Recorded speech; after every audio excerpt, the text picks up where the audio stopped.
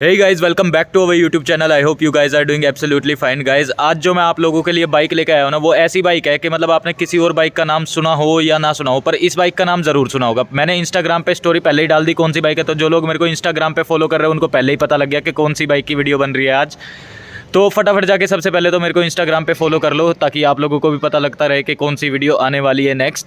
तो आप एक बार बाइक को गेस करो कौन सी बाइक है। मैं आपको एक बार आवाज़ सुना देता हूँ।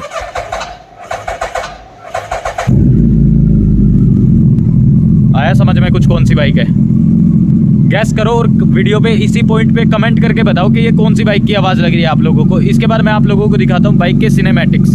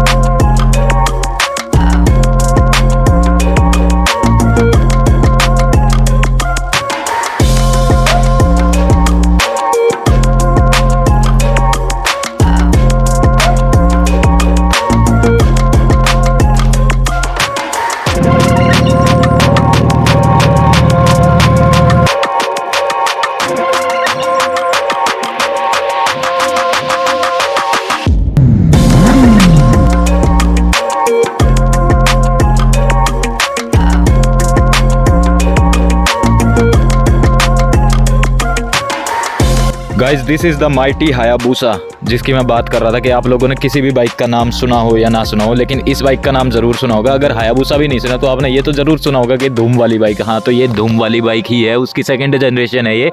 और फ्रंट से देख लो ये कैसी दिखती है। फ्रंट से अगर बात करते हैं तो ऊपर इसमें हेलोजन लैंप दे रखा है, नीचे प्रोजेक्टर और दोनों तरफ एयर इनटेक्स है। ये दोनों फंक्शनल है और दोनों मतलब एयर इनटेक काम करते हैं ये।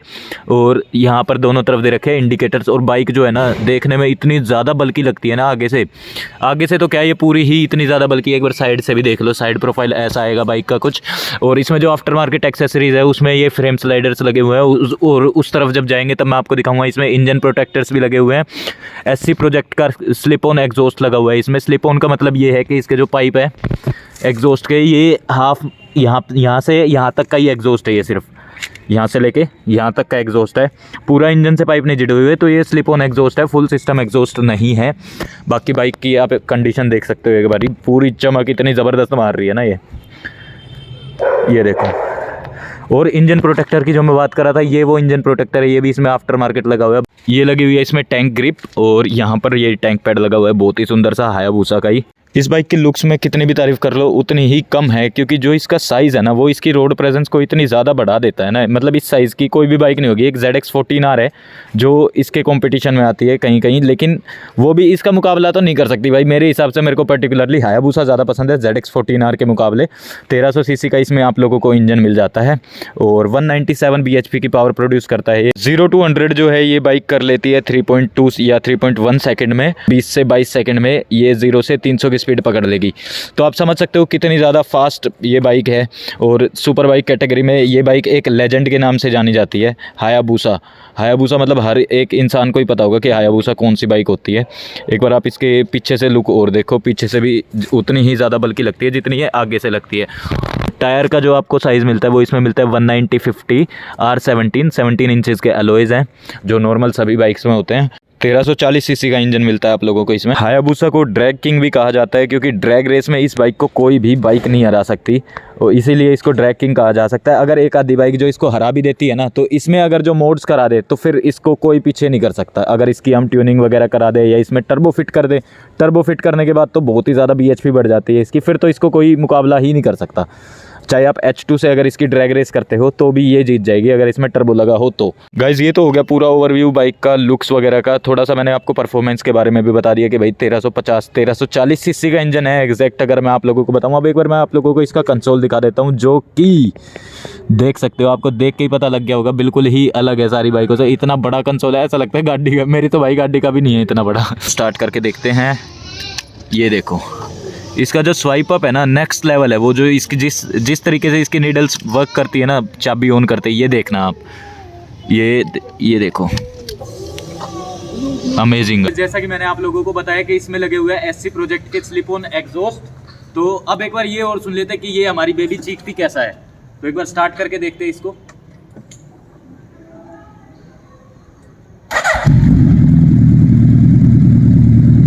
स्टार्ट होते ही ग्राउंड फील हो जाता है कि हाँ भाई बाइक है कुछ। ड्राइव करके देखते हैं थोड़ा सा इसको।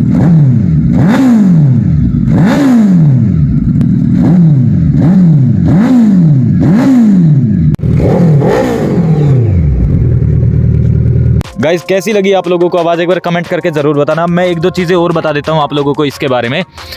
इसमें आप लोगों को 3 मोड्स भी मिलते हैं यहाँ पर, जैसा कि आप लोग देख पा रहे होंगे। मोड का ये बटन दे रखे हैं मोड के लिए। 3 मोड मतलब है इसमें 3। ए मोड पे अगर आप इसको चलाओगे तो ये बाइक है 1350 सीसी, मतलब 1340 सीसी टू बी एग्जैक्ट। और अगर आप इसको बी मोड पे चलाते हो तो ये बन जाती है एक 1000 सीसी की बाइक। और अगर आप इसको सी मोड पे चलाओगे तो इसकी पावर और कम होकर 750 सीसी की बाइक ये बन जाती है। तो अगर आप बिल्कुल यूज टू नहीं हो इस बाइक से, आपने अगर ये नई बाइक खरीदी है तो आप इसको सबसे पहले 750 वाले मोड पे चला सकते हो, यानी कि मोड सी पे। उसके बाद धीरे धीरे जैसे जैसे आपका इस पे हाथ बैठता जाएगा उसके अकॉर्डिंग आप इसके मोड्स चेंज कर सकते हो। गाइज अब मैं आप लोगों को इस बाइक की कुछ अच्छी बातें और कुछ बेकार बातें भी बताने वाला हूं।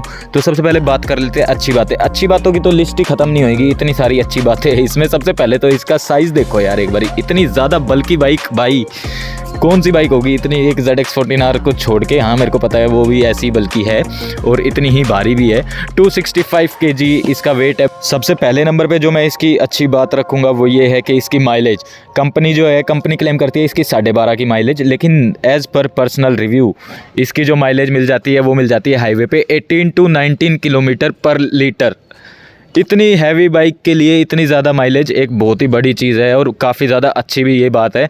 और हायाबुसा जो है ना, ये सबसे कम मेंटेनेंस वाली बाइक भी मानी जाती है। सबसे कम मेंटेनेंस, सर्विस कॉस्ट वगैरह इसी बाइक की आती है अगर किसी भी अदर सुपर बाइक से आप कंपेयर करते हो तो। नेक्स्ट चीज़ की अगर बात करते हैं तो नेक्स्ट पॉइंट पर मैं रखना चाहूँगा इसके साइज़ को। गाइज इसका जो साइज़ है ना, ये अपने आप कहीं भी अगर जाती है तो ये ऑटोमेटिकली अपनी जगह बना लेती है। एक अलग लोगों का ग्रुप होता है जो सिर्फ इसके लिए खड़ा होता है उस जगह पे। भीड़ में अगर आप जाते हो तो लोग इसी को ही देखते रहते हैं। 90% ऑफ द पीपल इस बाइक को नोटिस करेंगे अगर आप रोड पे लेके निकल रहे हो। 10% जो लोग होंगे वो लोग होंगे जिनको स्लीक डिज़ाइंस पसंद है।